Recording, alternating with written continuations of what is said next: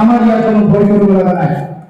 সেইকাৰণে মই আপোনালোকৰ আগত স্পষ্ট ভাষাৰে ক'বলৈ আহিছোঁ, কোনোবা গোৰ্খা সমাজৰ মাজত সোমাই পেলাই কৈছে কি ইয়াত মাটি বাৰী অধিকাৰ নাপায়, উমুক নাপায়। হয়, UPPৰ শাসনত 17 বছৰত মানুহ জনগোষ্ঠীবিলাকে মাটিৰ অধিকাৰ পোৱা নাই।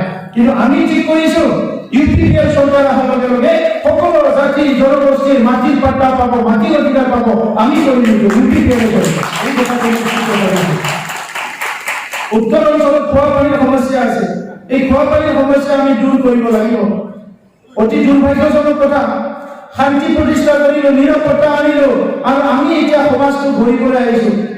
আমাৰ ৰাইজে আমাৰ মা বাপ, ৰাইজে আমাৰ চকুজ, আমি সামাজিকভাৱে থাকোঁ, সমাজখনে আমাৰ চব।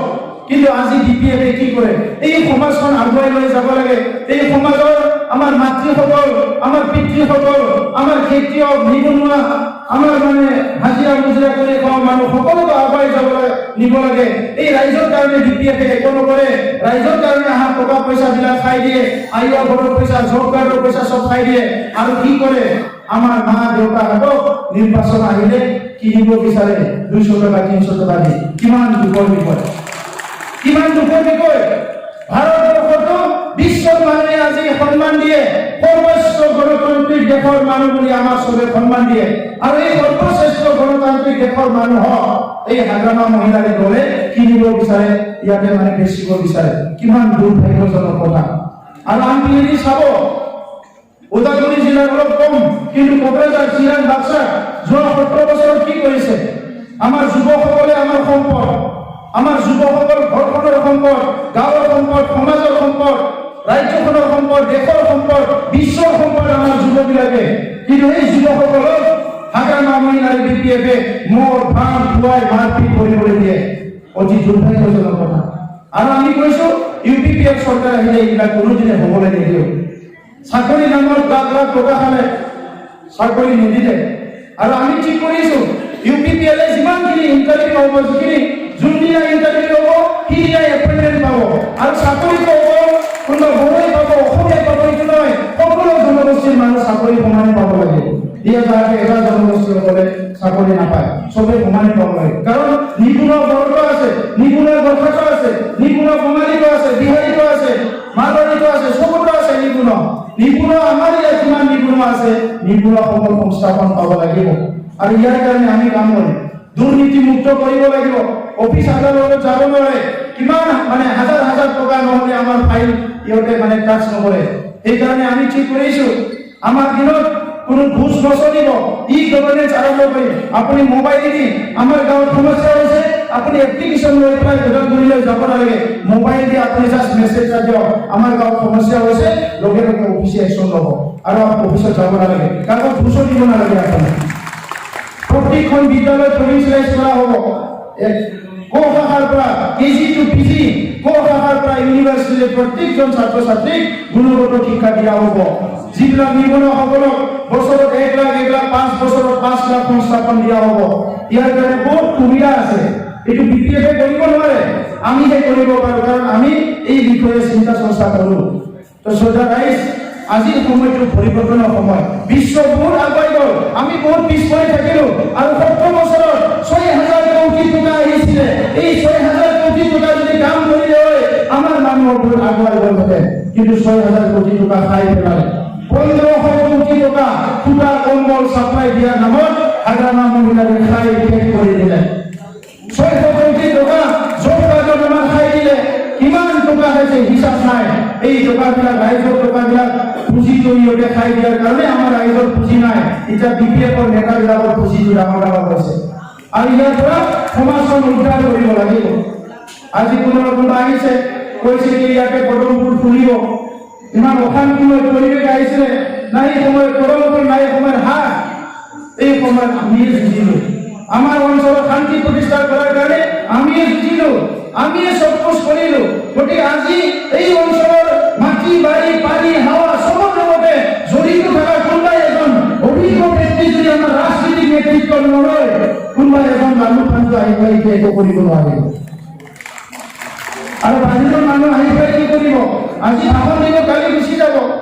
আমাৰ স্কুল এনেকৈ থাকিব, ৰাস্তা এনেকৈ থাকিব, নিবনুৱা সমস্যা এনেকৈ থাকিব।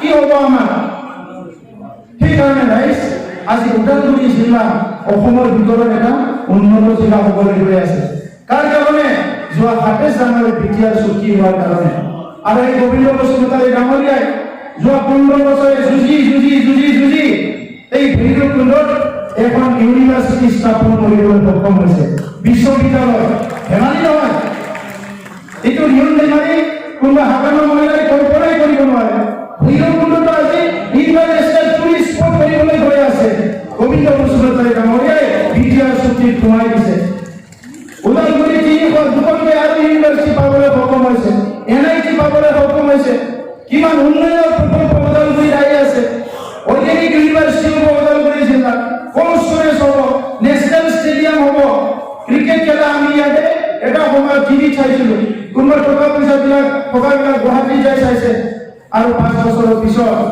নেশ্যনেল ষ্টেডিয়াম হৈ যোৱাৰ পিছত ফুটবল খেলা ক্ৰিকেট খেলা ইণ্টাৰনেশ্যনেল আমি ওদালগুৰিতে চাবলৈ পাম লাহে লাহে উন্নতি হৈ আছে আৰু এইখিনি কাম যোৱা ৭০ বছৰত বিটিএফে কৰা নাই তো এইকাৰণে ৰাইজ আমাক ন্যায় লাগে আমাক নিৰাপত্তা লাগে আমাক শান্তি লাগে এইকাৰণে আজি এই শান্তি যে স্থাপন হ'ল নিৰাপত্তা যে আহি গ'ল এইটো চিৰস্থায়ী কৰাৰ কাৰণে অহা ৭ তাৰিখত UPPL দলক ট্ৰেক্টৰৰ ছবিত ভোট দিব লাগিব তেতিয়া পৰিৱৰ্তন আহিব পৰিৱৰ্তন বেলেগে আনিব নোৱাৰে সেইকাৰণে আজি ওদালগুৰিৰ কাৰণে ভৈৰৱকুণ্ডবাসীৰ কাৰণে খুব ভাগ্য যে গোবিন্দ বসুমতাৰী নিচিনা এজন ব্যক্তিক আপোনালোকে কেণ্ডিডেট পাবলৈ সক্ষম হৈছে তেখেতে ইলেকশ্যন খেলিবলৈ ৰাজনীতিত আহিবলৈ মন নাছিলে মোৰো মন নাছিলে আমি দুজনে বহুত বছৰ মোতকৈ বহুত ডাঙৰ তেখেতে তথাপিতো আমি দুজনে আলোচনা কৰোঁ আমি ৰাজনীতি নকৰোঁ কিন্তু যেতিয়া দেখিবলৈ পালোঁ মোৰ ঘৰৰ ওচৰত মোৰ খুৰাৰ আইতাৰ ঘৰত পইচা খাই দিলে মোৰ মামাৰ মানে কিবা মামীৰ বৃদ্ধ পেঞ্চনৰ পইচা খাই দিলে চব মোৰ ঘৰৰ মানুহবিলাকক একোৱে নিদিলে মোৰ গাঁৱৰ ৰাস্তাটো বনাই নিদিলে মোৰ গাঁৱৰ ওচৰৰ দুখীয়া মানুহৰ পইচাবিলাক খাই দিলে মোৰতো দায়িত্ব আছে না সেইকাৰণে ৰাজনীতিত আহিছোঁ আজি যিসকলে মোৰ মা দেউতা খুৰা গাঁৱৰ মানুহ দুখীয়াবিলাকৰ যি ঘৰত পইচা খাইছে যি মানে বৃদ্ধ পেঞ্চনৰ পইচা খাইছে যিবিলাকে ঠগাইছে প্ৰবঞ্চনা কৰিছে সেই মানুহবিলাকক এজন ধৰি আনি জেলত ভৰাব লাগিব সেইকাৰণে চৰকাৰ বনাব লাগিছে আৰু চৰকাৰ বনালে আমি ইয়াত কোনো ৰাখিব নোৱাৰে UPPL চৰকাৰ বনাবলৈ গৈ আছে কাৰণ UPPLত 14 লাখ মেম্বাৰ আছে এতিয়া 14 লাখ আৰু 30টাকে অধিক আসন লৈ UPPL চৰকাৰ বহিব আৰু 5 বছৰৰ মূৰত 17 বছৰে হাজামা BPF যিটো কৰিব পৰা নাই 5 বছৰৰ মূৰত এইখিনি কাম কৰি আমি ৰাজনীতিৰ পৰা বিদায় ল'ম এইখিনি কথা আপোনালোকৰ আগত স্পষ্ট কৰিছোঁ তো চৰকাৰ ৰাইজ মই বিদ্যালয় কৰিব বিচৰা নাই মই আৰু বহুত দূৰত যাম মিটিং আছে আমাৰ ইয়াত সুদূৰ ত্ৰিপুৰাৰ পৰা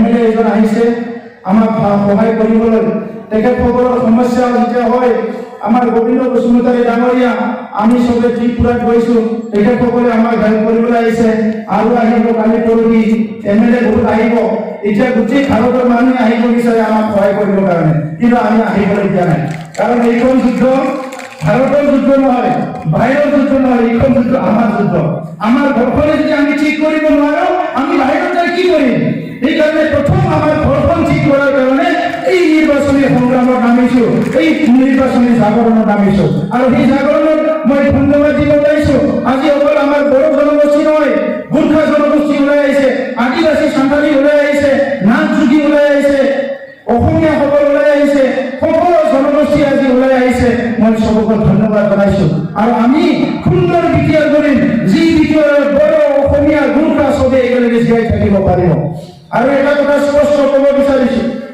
যিটো NRCৰ সমস্যা ডি ভোটাৰৰ সমস্যা ডিটেনশ্যন কেম্পৰ সমস্যা এইবিলাক সমস্যা লৈ পেলাই ৰাইজে বহুত চিন্তা কৰি আছে আমি এই কাৰণে ঠিক কৰিলোঁ UPPL চৰকাৰ অহাৰ লগে লগে 20 জন উকিল আমি এপইণ্টমেণ্ট দিম যি উকিলবিলাকে আপোনালোকৰ NRC ডি ভোটাৰ যি সমস্যা হয় আপোনালোকৰ হৈ চবে এইটো হাইকোৰ্টত ফাইট কৰিব আপোনালোকে হাইকোৰ্টত যাব নালাগে কোনো মানে আপোনালোকে ট্ৰিবিউনেলত যাব নালাগে আপোনালোকৰ হৈ আমাৰ চৰকাৰ উকিলে যাই ফাইট কৰিব এইখিনি কথা আপোনালোকে নিশ্চিত থাকক কোনোবা কৈছে বোলে ট্ৰেক্টৰ কাৰখানাত যাব নামৰ মিউজিয়ামত যাব ট্ৰেক্টৰটো ওলাৱাই 7 মাহে হৈছে 7 মাহৰ ট্ৰেক্টৰ ক'ত কাৰখানাত যাব খেতি কৰি ট্ৰেক্টৰৰ মানে ফাৰ্মবিলাক এতিয়া একদম জমজম হৈ আছে আৰু সৰু হৈ আছে খেতি এইবাৰ ধুনীয়া খেতি হৈছে বিটিআৰত আৰু আমাৰ ট্ৰেক্টৰ ডিলাৰৰ পৰা ওলাই আহি কামত লাগছিহে মাত্ৰ খেতি এটাহে কৰিছে আৰু বহুত খেতি কৰিবলৈ বাকী গতিকে এইবাৰ ট্ৰেক্টৰ কাৰখানা চাৰখানা নহয় ট্ৰেক্টৰে ডাইৰেক্ট কোকৰাঝাৰ দখল কৰিব আৰু কোকৰাঝাৰ দখল কৰি পুৰা বিটিআৰত খেতি কৰিব এইবাৰ ট্ৰেক্টৰে সব ট্ৰেক্টৰৰ কামালটো চবে দেখিবলৈ পাব এইখিনিকে কৈ মোৰ বক্তব্য সামৰিছোঁ ধন্যবাদ